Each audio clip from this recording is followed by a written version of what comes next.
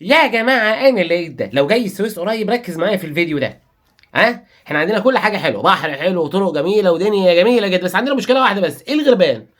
الغراب هيعمل زي ما عمل مع البنوتة كده، بص خطف منها كيس الشيبسي، ولو جدعة تعرف تتكلم صح هيلم اصحابه ويقعدوا ينقروها. يا اهلا بيك يا اهلا. بس الفيديوهات زي كده كارثية، كارثية كارثية بمعنى ايه؟ ان ممكن تمنع السياحة تخش بلدنا، والله تمنع السياحة ورحلة اليوم الواحد ده ممكن يبهدل الدنيا.